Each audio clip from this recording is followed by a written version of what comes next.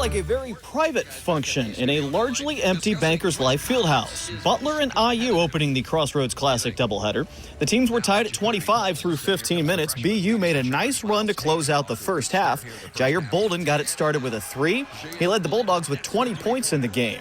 Bryce Golden hit a couple of short jumpers soon after that. He scored 10.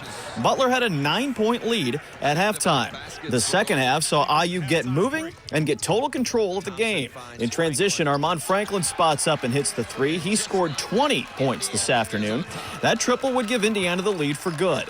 A 19-3 run to open the half. Al Durham scores inside, forcing a Butler timeout. Durham scored 11.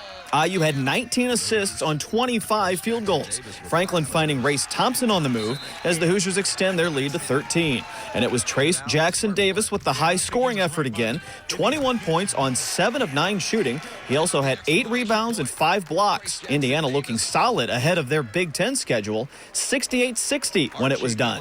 One of those things where you have to find a way to dig yourself out of it. And I thought we challenged ourselves, and I thought our guys really were disappointed in the way that we played. And I thought in the second half we came out with a much better approach. Our attitude was much different. I think our guards have built a lot of confidence in shooting the ball in the last 2 games. So hopefully we can keep that up and just keep playing inside out. If they double or do whatever they do, we can hit open shots. So, we came out early and it was back and forth. I thought our guys had great energy. They responded. And, we have to grow ourselves to be tough enough to respond sooner.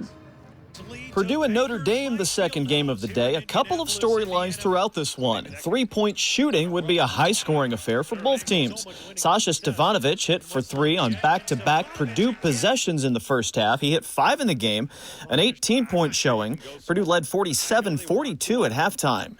Notre Dame came back to tie with 3 straight threes after the break, but the triples kept falling for Purdue as well. Eric Hunter Jr. also scored 18. 3 this time down put Purdue back in front. They had a big advantage inside as well. Trevion Williams scored 14 points. Purdue was a plus 12 advantage in the paint. They also had a plus 9 rebounding edge. The long-range shooting would keep Notre Dame in it, but also put the game away for Purdue.